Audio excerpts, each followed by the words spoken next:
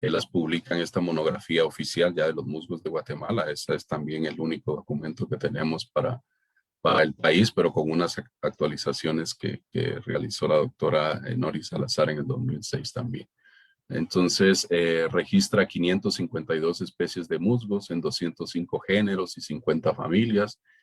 Y algo interesante, pues, que él menciona, ¿verdad? Que a pesar de que el país, pues, es bastante diverso en ecosistemas y la extensión es relativamente grande, pues el porcentaje de endemismos es bastante bajo, ¿verdad? Casi el 11% de las especies fueron endémicas para el país en ese momento, ¿verdad? Pero, digamos, este porcentaje también puede ser discutible porque no se tiene, digamos, unos trabajos bastante, digamos, no se han hecho muchos esfuerzos de colecta y de trabajo de briófitos en los países vecinos como Honduras, El Salvador, ¿verdad? Que si se aumenta el esfuerzo de colecta, identificación de especies o reporte de especies para esos dos países, pues es posible que el porcentaje de endemismos para Guatemala también se pueda reducir.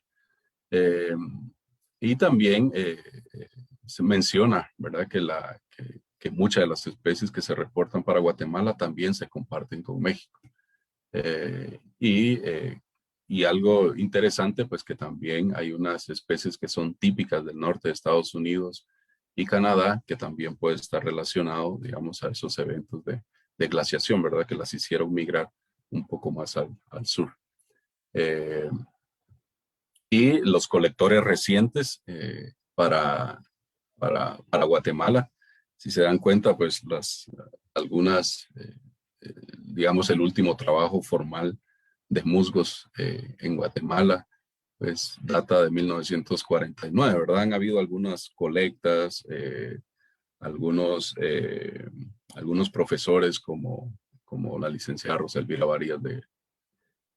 Varías, Mario Cifuentes o Mario Vélez, que son, digamos, docentes de la Universidad de San Carlos, que en algún momento han hecho colectas de briófitos en el país, ¿verdad? Principalmente de lugares montañosos, pero digamos que son esfuerzos aislados y que, digamos, nunca se tuvo un enfoque, digamos, de un estudio un poco más formal de este grupo de plantas, sino hasta el 2004, que la doctora Virginia Freire viene a Guatemala y entonces, pues, es prácticamente el primer estudio de hepáticas que se realiza en ese año, ¿verdad? En un bosque nuboso, en un biotopo administrado por la misma Universidad de San Carlos. Y algo interesante, pues, es que ella empieza entonces digamos, a crear una nueva generación de briólogos en la que me incluyo, ¿verdad? Yo fui su estudiante.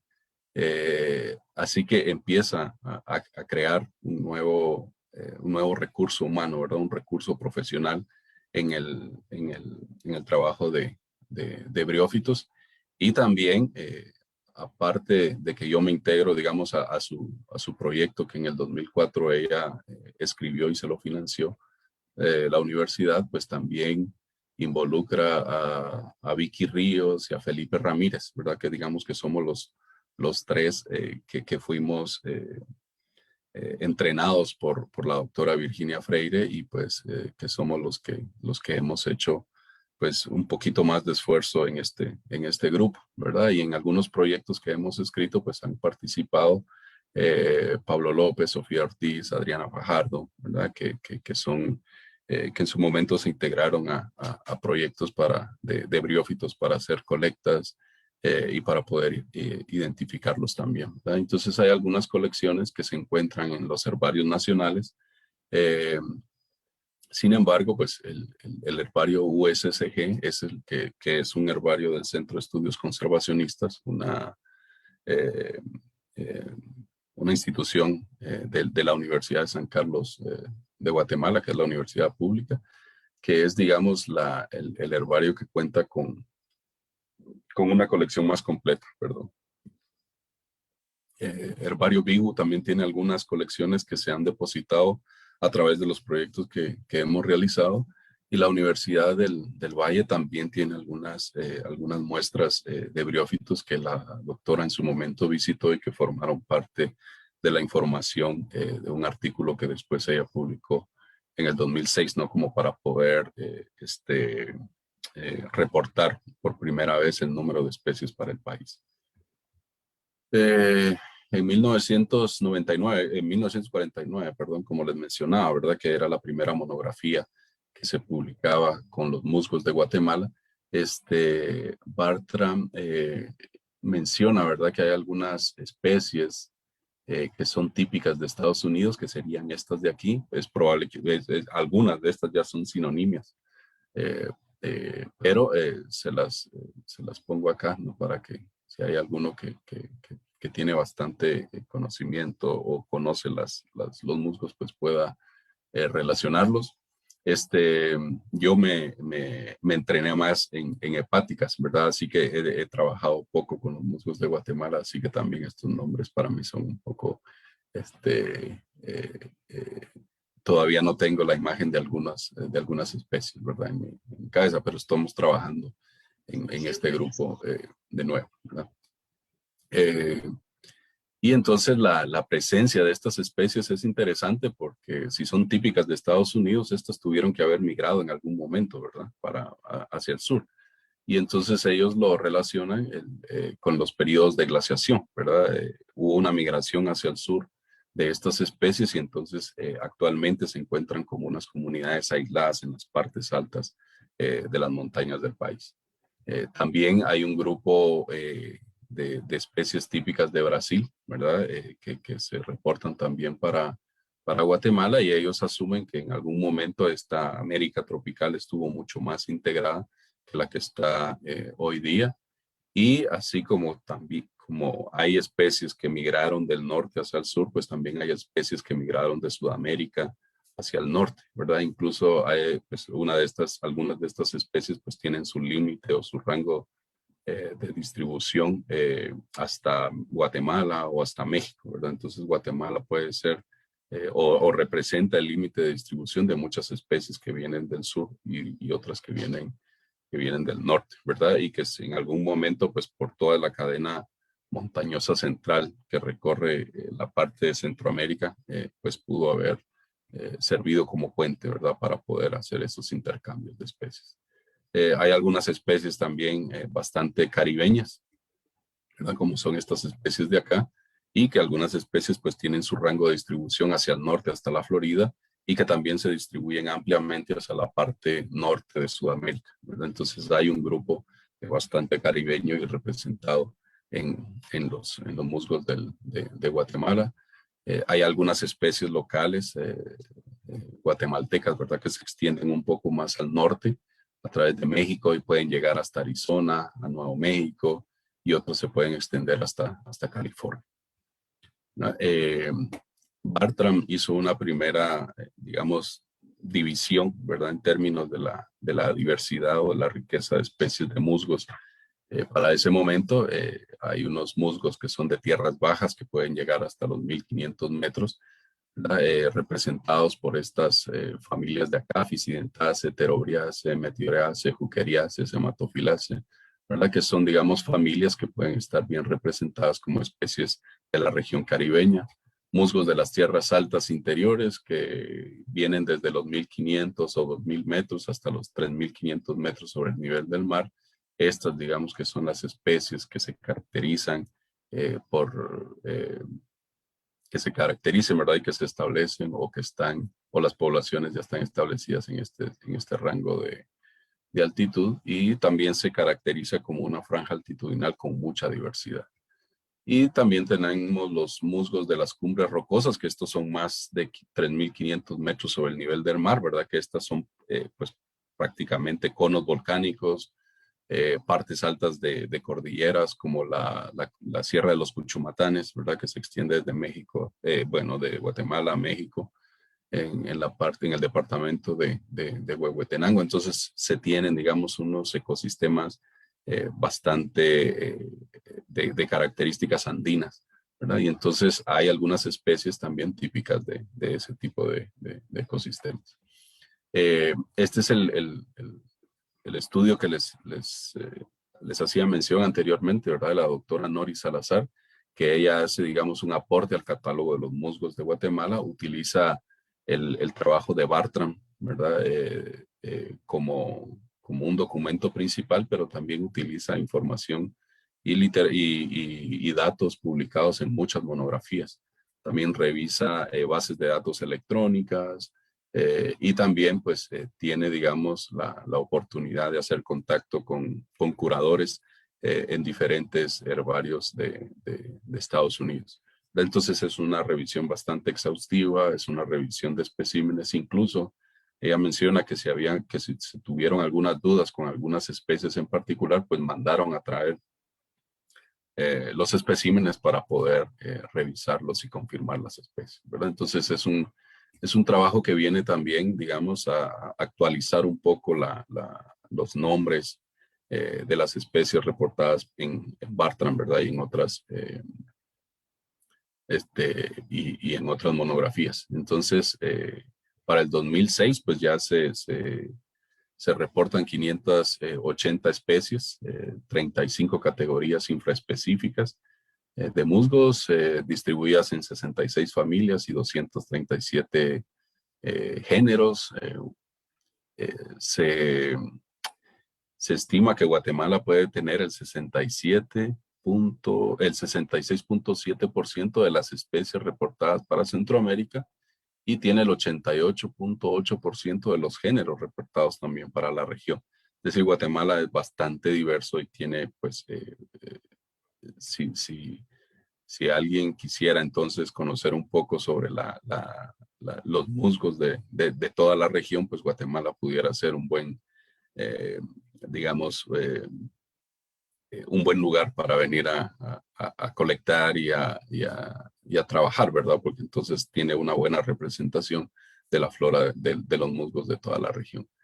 Eh, el mayor porcentaje, más del 60%, son especies dioicas y el 36.9% pues son especies monoicas, ¿verdad? Que esto está relacionado a que dentro en el mismo gametofito puede tener anteridios y arquegonios, ¿verdad? Que son las estructuras sexuales masculinas y femeninas, mientras que dioicos pues relaciona a que hay un talo, ¿verdad? O un gametofito, perdón. Un gametofito que va a tener los anteridios, es decir, la estructura masculina, y otro gametofito y otro individuo que tenga, digamos, los arquegonios o la estructura femenina.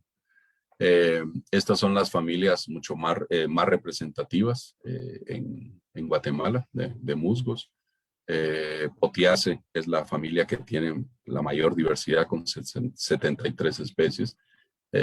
Y dentro de este grupo de mayor representatividad en el país, pues Hematophyllaceae tiene 18 especies, ¿verdad? Las otras especies pues tienen menos diversidad o menos riqueza de especies. Estas son las 11 especies que se categorizan como endémicas para Guatemala.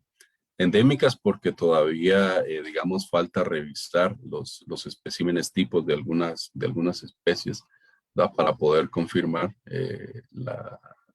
para poder confirmar el estado de la especie y también como hay muchas este, anotaciones en algunos artículos que mencionan que algunas de estas especies se parecen mucho a otras, ¿verdad? Entonces hay que, digamos, trabajar en ese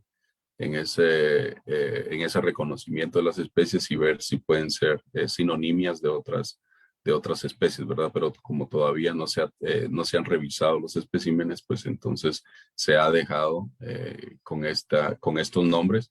Y como los esfuerzos de colecta de briófitos no han sido eh, tan exhaustivas en los países vecinos, pues también se carece de información, ¿verdad? Entonces es probable que con mayor esfuerzo en Honduras y en El Salvador pueda que el rango de distribución de estas especies se extienda hacia esos países vecinos y por lo tanto el porcentaje de endemismo puede reducirse.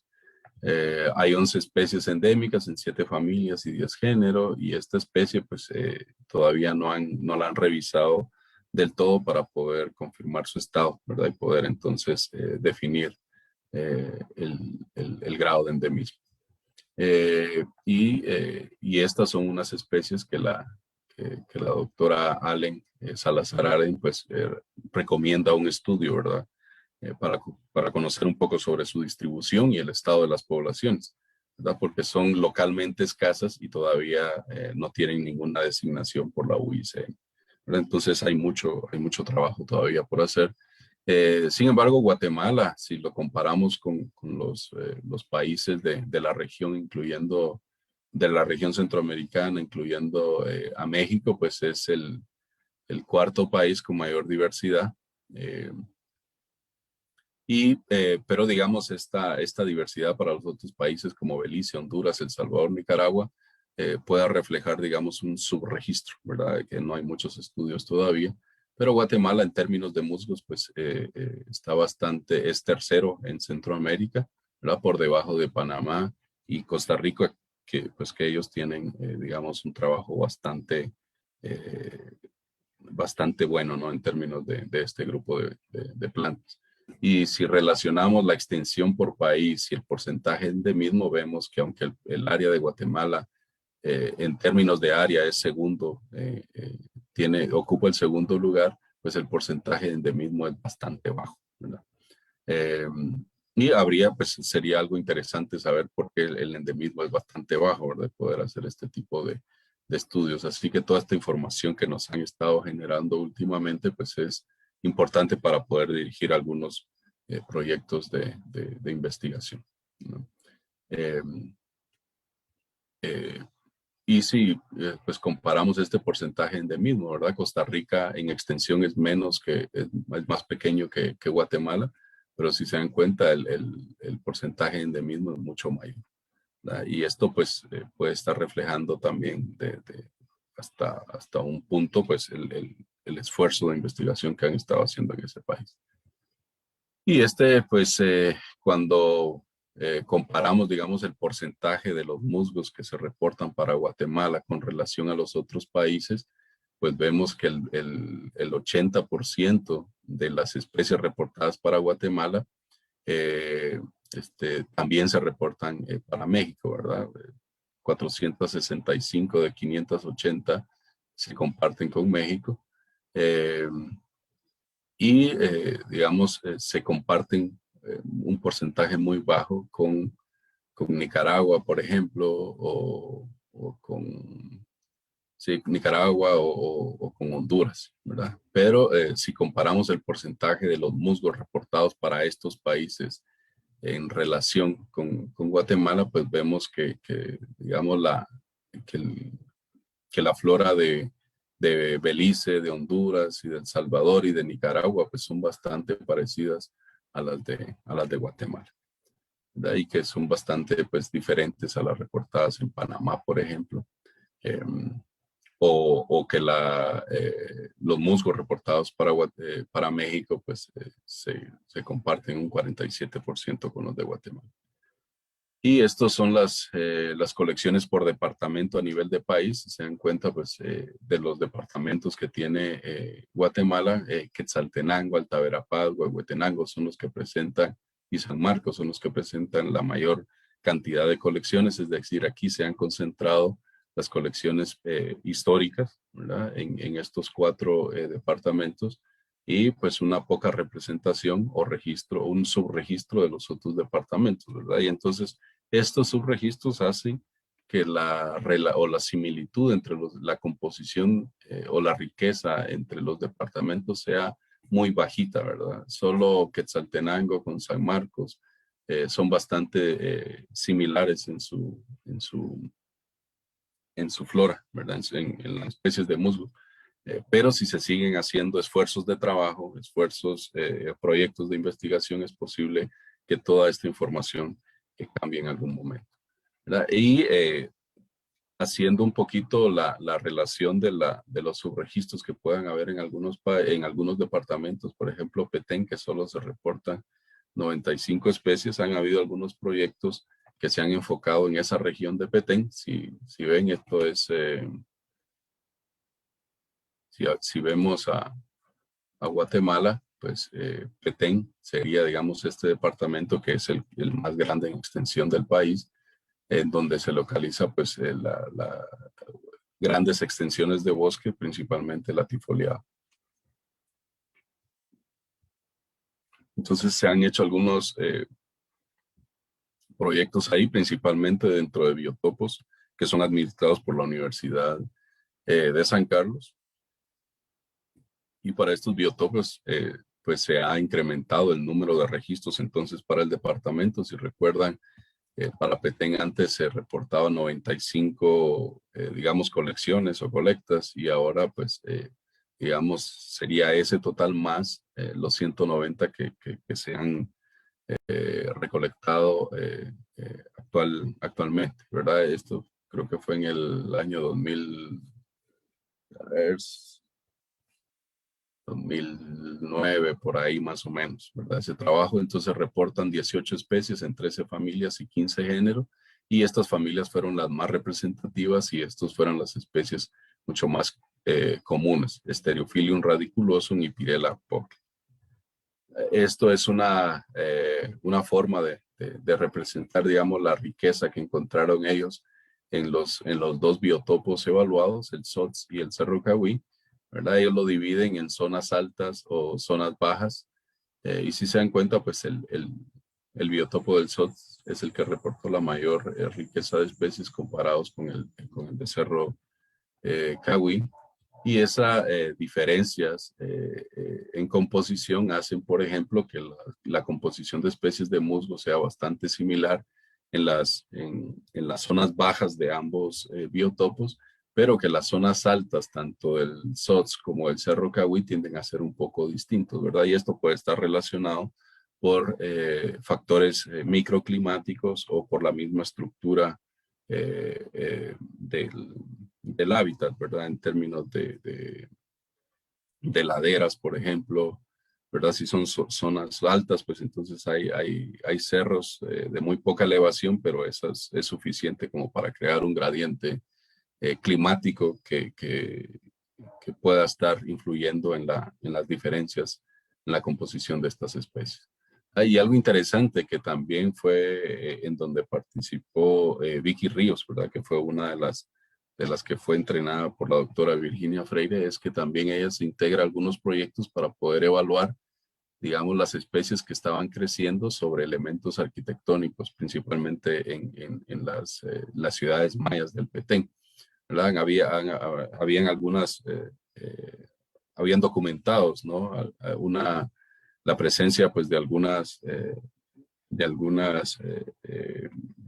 algas o, o de vegetación, ¿verdad? Pero que no se sabía las especies. Entonces, pues ahí Vicky Ríos se integra a este proyecto, y pues empiezan a documentar cuáles son las especies de musgos que crecen en estos edificios arquitectónicos.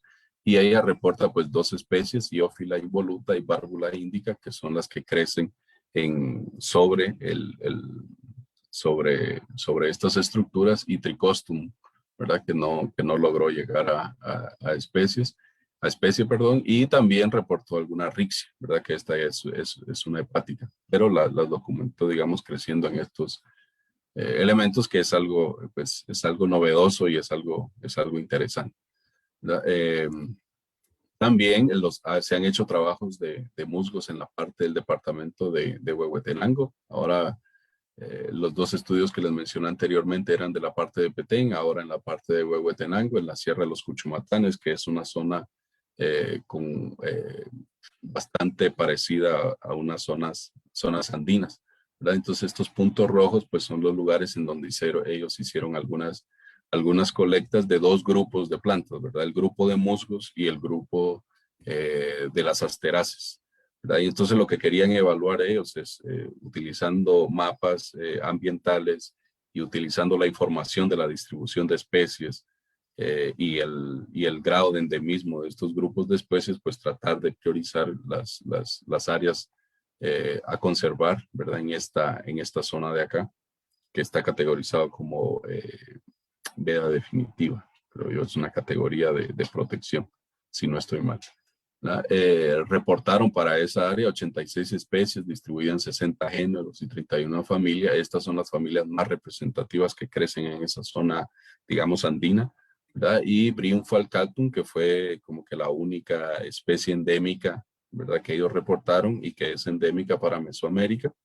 Eh, pero en el último trabajo que hace Nori Salazar, pues no documenta, digamos, a Bryum falcatum como una especie endémica del neotrópico, así que eso pues habría que revisarlo, ¿verdad? Pero es un dato importante y el que habría que corroborar. Y entonces, con base a esa, digamos, información o colectas que ellos hicieron, pues trataron de hacer un análisis de la composición de las especies en donde pues se forman algunos grupos, ¿verdad? En donde la composición es bastante similar y otros grupos que resultan ser bastante diferentes, ¿verdad? Y que esto puede estar relacionado al tipo de hábitat, ¿verdad? Al tipo de humedad, al tipo de sustrato o al tipo de cobertura arbórea. Y basado en la información de estos dos grupos de planta, pues ellos proponen tres lugares en donde debe priorizarse un tema de conservación, ¿verdad? Porque hay muchas amenazas, principalmente asociadas a sobrepastoreo, avance de la frontera agrícola, extracción maderera, ¿verdad? Y que pueden estar, digamos, afectando o reduciendo o vulnerando la presencia de especies, principalmente aquellas que son endémicas para la región. Y si son áreas con alta diversidad de asteráceas o de briófitos, pues puede ser una información relevante, ¿verdad? Y que pueda ser importante para conservarla, porque si se llegan digamos, a degradar estas áreas, pues entonces la pérdida de diversidad sería altísima. Eh, Algo importante con este proyecto fue que se logró hacer una colaboración con el Museo de Historia Natural de Chicago, que es donde están depositadas los especímenes colectados por Stanley y Steiermark durante la expedición de la flora de Guatemala, y en colaboración con el doctor Matt von Conrad, pues se logró, digamos, repatriar información de briófitos. Entonces, pues ahí también hay trabajo que hacer. Y ahora que sabemos de hepáticas, lo que les había comentado es sobre los trabajos que se han realizado con el grupo de los musgos. ¿Qué sabemos de las hepáticas? Pues todo surge a partir de la presencia de la doctora Virginia Freire en Guatemala, en donde realiza el primer estudio de las hepáticas en un bosque nuboso del biotopo del Quetzal, que se le llama, ¿verdad? Que está localizado en el departamento de Baja Verapaz, y que es un biotopo administrado por la universidad pública. Ella en el 2004 desarrolla y escribe un proyecto que le financia, y en ese momento pues anda en búsqueda de estudiantes para hacer el trabajo, ¿verdad? Y entonces uno de estudiante que quería aprender y sobre todo ganar un salario, pues entonces le fui a hablar, y ahí empezó, digamos, el cariño por este grupo de plantas, ¿verdad? Entonces se hizo el trabajo en el 2004. Regularmente se hicieron colectas a lo largo de los senderos interpretativos que tiene el biotopo, y a partir de eso pues se desarrolla el informe técnico, el informe final que piden para poder finiquitar el proyecto, pero también se utiliza esa información para poder publicar un artículo científico. Digamos, el trabajo lo hicimos en el 2004, pero digamos, la publicación salió hasta el 2003. Pero como es un grupo pues del que no se conoce mucho, pues la información siempre es relevante en cualquier momento. Y entonces, pues por primera vez tenemos ahí un listado bastante completo sobre las hepáticas de un lugar en particular, ¿verdad? Y bosques nubosos en donde se concentra, digamos, una diversidad bastante alta de este grupo de plantas. Entonces se reportan para el biotopo 92 especies en 44 géneros y 19 familias, ¿verdad? Entonces aquí está, solo para que conozcan, Felipe Ramírez, María Victoria, y este soy yo, ¿verdad? Que todavía tenía pelo en ese momento. Y la doctora Virginia Freire, pues es la que nos entrena a nosotros, ¿verdad? Y pues pudiéramos llamarnos la primera generación de briólogos del país. Y luego, pues la doctora en el 2006, ella publica la biodiversidad de hepáticas y antocerotes en Guatemala. Es la primera vez, ¿verdad?, en que se oficializa, digamos, un número para el país. Se reportan 80 especies para el país, pertenecientes a 15 familias, y digamos, para hacerlo más oficial a nivel de país, solo tenemos reportada una especie del grupo de antocerotes, ¿verdad?, que es un grupo hermano de las hepáticas y de los musgos, ¿verdad? Entonces hay mucho trabajo por hacer todavía con este grupo, ¿verdad? Muchísimo, muchísimo trabajo. Y esta es la única especie que se reporta para el área de Cobán, ¿verdad? Y son, digamos, colectas realizadas por Bernoulli y reportadas por Menéndez en 1989, ¿verdad? Entonces tenemos únicamente este reporte. Yo sé que hay otras especies que pueden estar publicadas en algunas monografías, pero que todavía no hemos tenido la oportunidad de revisarlas, pero sí, digamos, hay otras especies que puedan estar ya reportadas para el país. Entonces, esta información de las 80 especies es con base a la revisión de la literatura que ella hizo, pero ella especifica que no es exhaustiva, es decir, todavía hizo falta material por revisar, muchas monografías o incluso especímenes de herbario. Y revisó las colecciones del país, ¿verdad?, en estos 4 herbarios. Pero pues como les comentaba al inicio, ¿verdad?, la colección o la cantidad o el número de especímenes en estos herbarios pues es mínima, a excepción de USSG, que tiene alrededor de, pues, creo que tiene más de mil especímenes, ¿verdad?, que, que están por ahí de algunas expediciones que se hicieron en el 2005, 2006, 2007. Y en el 2009 se publica un catálogo de las hepáticas de Guatemala.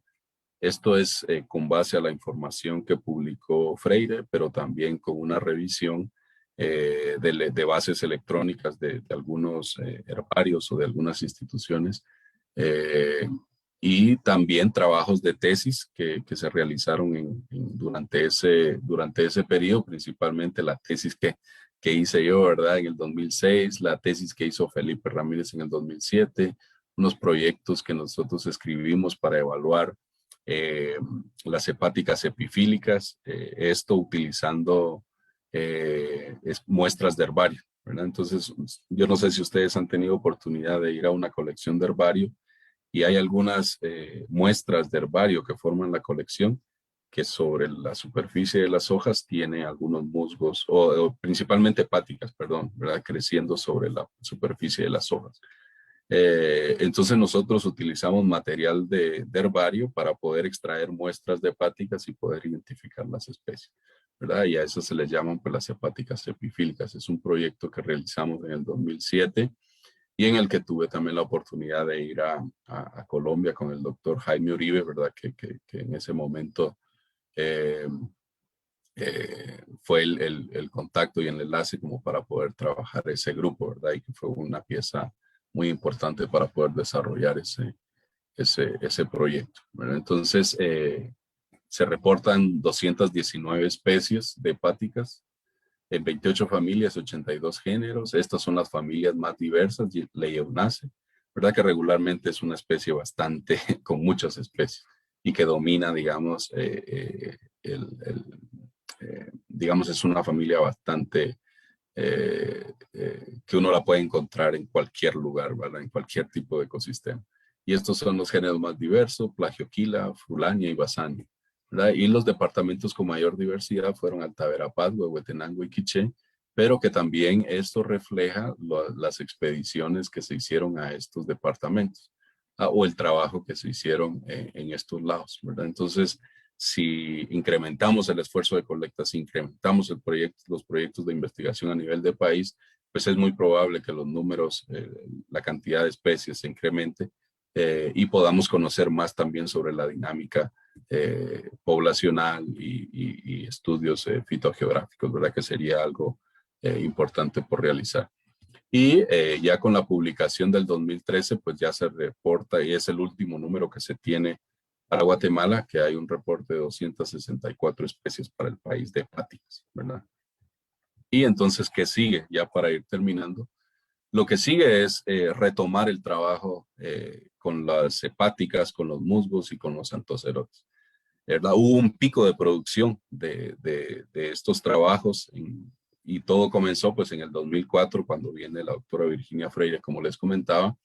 Entonces, en esos años, 2004, 2005, 2006, 2007, se empiezan a desarrollar proyectos de tesis, se empiezan a escribir proyectos para poder conocer pues para desarrollar principalmente estudios florísticos, ¿verdad? Empezar a conocer la diversidad y la riqueza de este grupo en el país, ¿verdad? Pero luego hay un bajón, ¿verdad? Hay una, se, digamos, se detiene un poco esa producción y eso está asociado pues a que la doctora Virginia Freire regresa a Estados Unidos, entonces como que se va el líder, ¿no? Que manejaba el grupo. Y también por cuestiones de trabajo o estudios, los que nos formó, ¿verdad? La primera generación de briólogos, pues nosotros vamos a estudiar fuera, entonces también entonces eso reduce un poco la cantidad de trabajo hecho en este grupo. Entonces, ahora que estamos de vuelta, pues estamos tratando otra vez de empezar a trabajar con el grupo y empezar a realizar mucho más, más estudios, más esfuerzo, ¿verdad? Y que si hay algunos oyentes de Guatemala, pues ojalá que se puedan sumar a a estas nuevas ideas que se puedan tener, ¿verdad? Y trabajar más con especímenes que están depositados en herbarios internacionales en Estados Unidos o en Europa, ¿verdad? Y mayor esfuerzo de colecta también en el grupo de los antocerotes. Y actualmente, pues yo estoy ahí sí que en un curso o seminario con el doctor Juan Carlos Villarreal. Él es panameño que tiene una experiencia y conocimiento increíble en ese grupo y pues con la información que nos ha dado hasta ahora, que es muchísima, pues espero poder hacer algunos aportes para el país con este grupo, ¿verdad? Y algo importante es que también formo parte de este grupo de briólogos de la región y de Estados Unidos, en donde se quiere pues realizar un catálogo de las marcantiofitas y antocerotofitas de América Central y la isla de Coco, ¿verdad? Entonces es una invitación que me hicieron y pues yo estoy muy, siento un gran honor, ¿verdad?, de poder trabajar con estos profesionales, briólogos de mucho renombre en el país. Entonces, esto es lo que estamos trabajando ahora y muchísimas gracias por la oportunidad de compartir un poco el conocimiento que tenemos, que es poquito, pero vamos avanzando. Muchas gracias.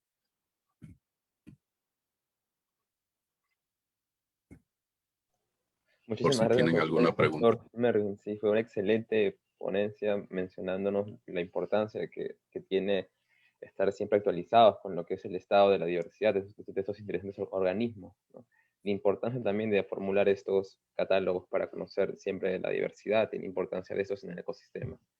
Y bueno, pasamos a la ronda de preguntas para terminar con este pequeño ciclo. Bueno, ahora voy a comenzar con la primera pregunta.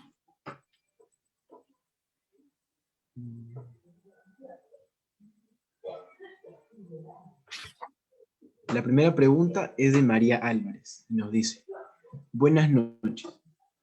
¿Cree usted que si en ciertos países se impulsaran sus estudios en briófitos, esos porcentajes de diversidad llegarían a cambiar drásticamente? Drásticamente, pues cambiarían, sí. ¿Qué tan drástico? Pues no lo sé, ¿verdad? Tal vez en algunos países, por ejemplo, en donde se tiene una referencia muy pobre de briófitos, como por ejemplo Nicaragua o El Salvador, ¿verdad? Entonces, si se hace un esfuerzo grande de proyectos con este grupo, yo creo que ahí el cambio sería bastante drástico, ¿verdad? Porque sería de no conocer nada a conocer, pues mucho, ¿verdad? Entonces, y también sería importante también, digamos, al menos para Guatemala se pudiera hacer un cambio drástico si se tiene, por ejemplo, que solo el 11% de las especies son endémicas del país. Y entonces si se hicieran esfuerzos, mayores esfuerzos de colecta en Honduras, en El Salvador, en Nicaragua, pues entonces es probable que esas especies pues extiendan su rango de distribución hasta esos países. Y entonces el cambio drástico sería una baja en el endemismo para Guatemala, ¿verdad?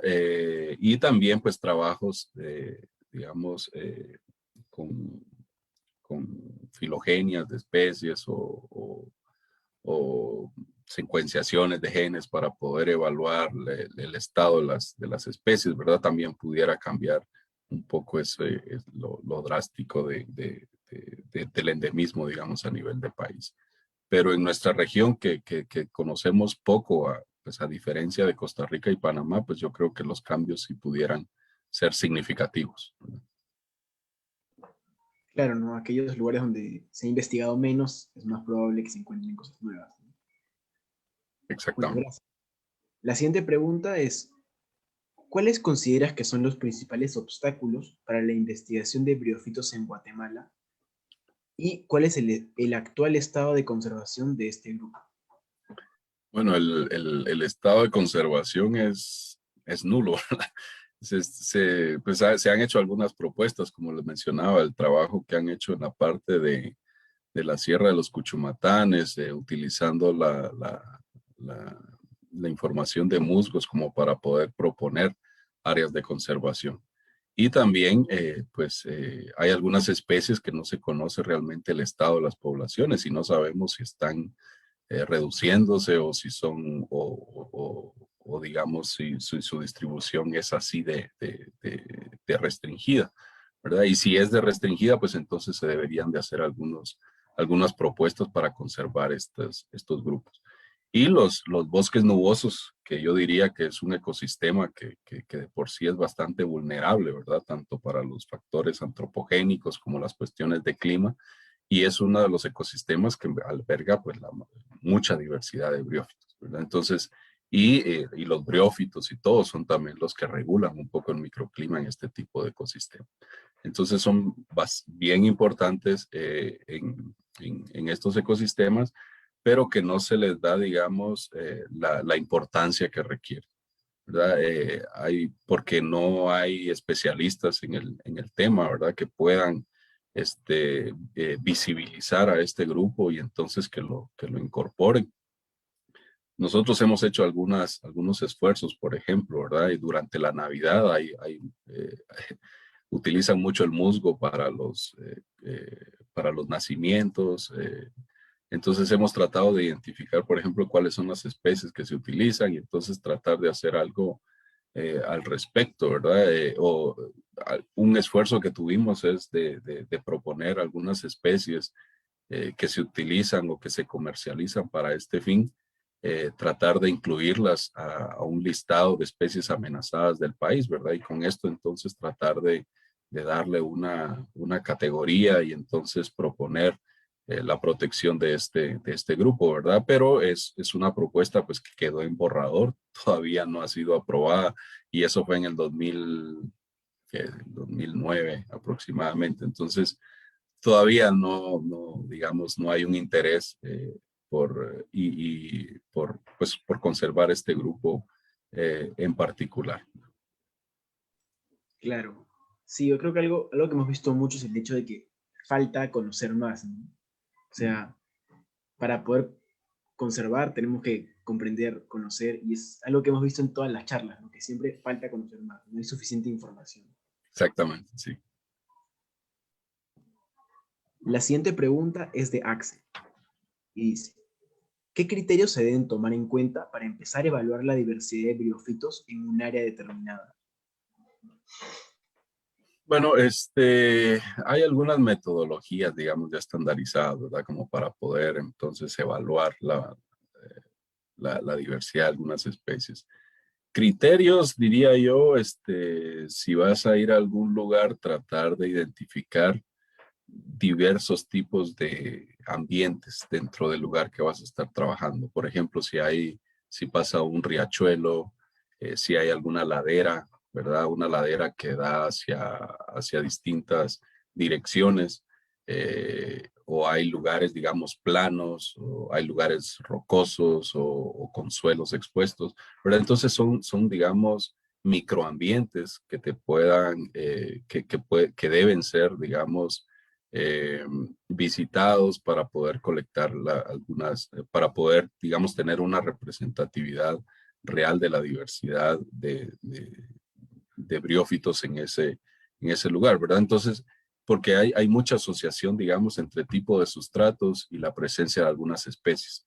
Unas puedan estar creciendo sobre rocas, unas puedan estar creciendo sobre suelos expuestos, en taludes, ¿verdad? Otras pueden estar asociadas a ambientes o a microambientes un poco más húmedos, a lo largo de la cuenca de algunos ríos o en las laderas, digamos, en donde no peguen mucha radiación solar, entonces hay un poquito más de humedad. Entonces, tratar de visualizar dentro del área de estudio diferentes mesoambientes o microambientes, ¿verdad? Entonces, porque esa diversidad en ambientes te va, pueda, digamos, tener alguna preferencia, alguna especie, ¿verdad? Entonces, tratar de ver, ¿verdad? Podrían ser unos criterios, ir al lugar, poder ver cuáles pudieran ser distintos ambientes dentro del área de estudio y entonces hacer las colectas ahí, ¿verdad? Y tratar de involucrar la mayor cantidad de sustratos dentro del área. Muchas gracias.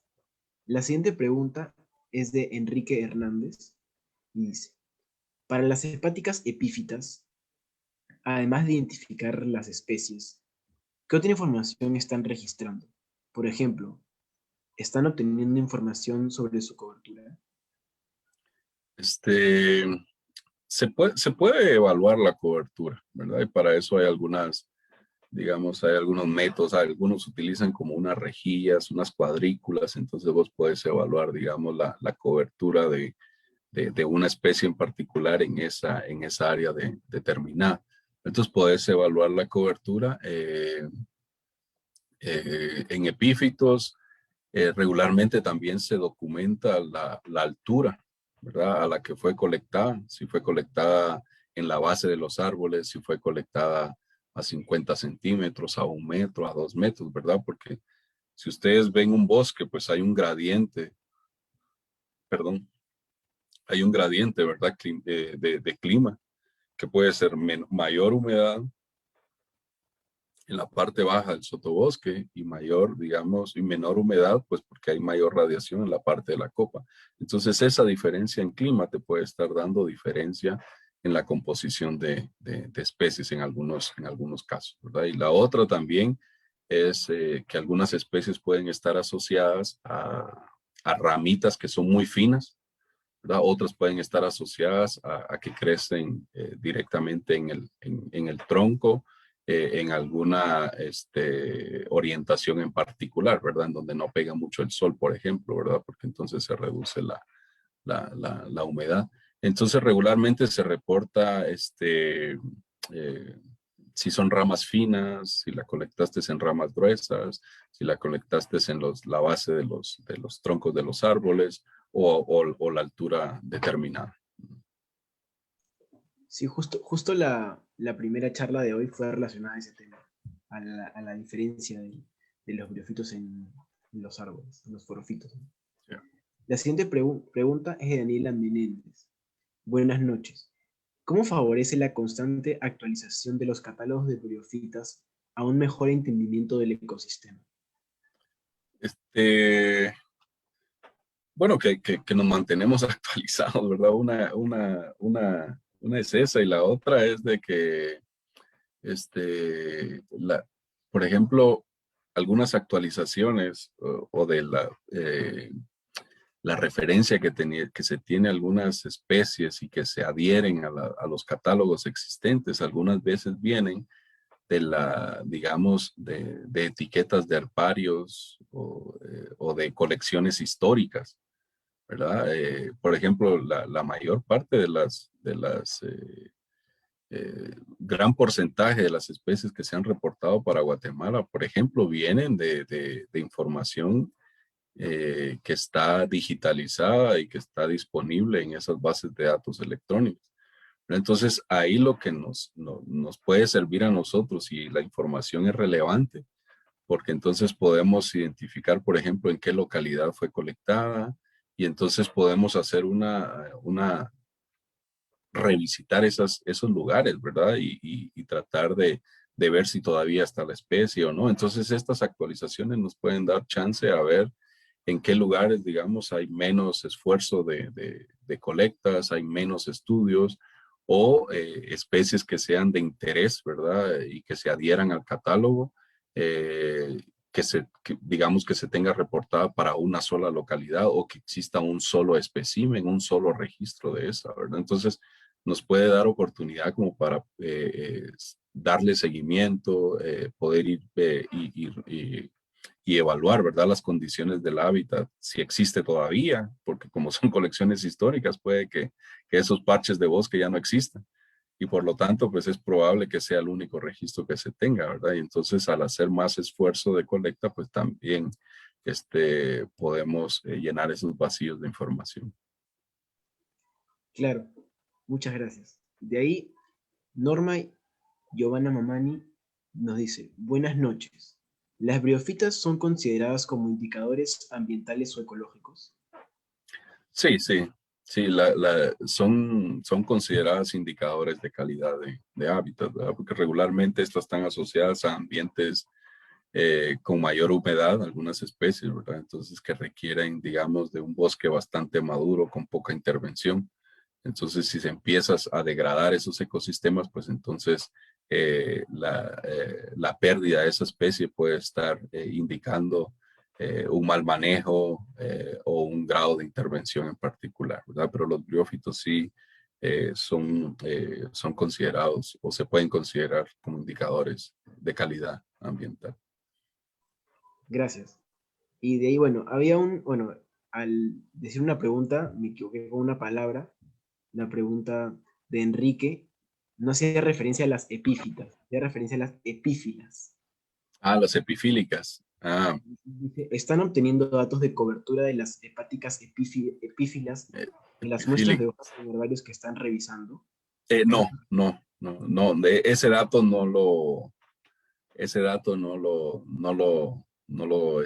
lo medimos, ¿verdad? Yo creo que hubiese sido algo interesante, ¿verdad? Pero ese dato no lo medimos. Lo único que hicimos fue pues colectar la muestra de las hojas y únicamente, ¿verdad? No, lamentablemente no sacamos esa información.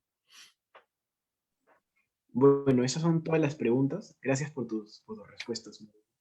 No, gracias.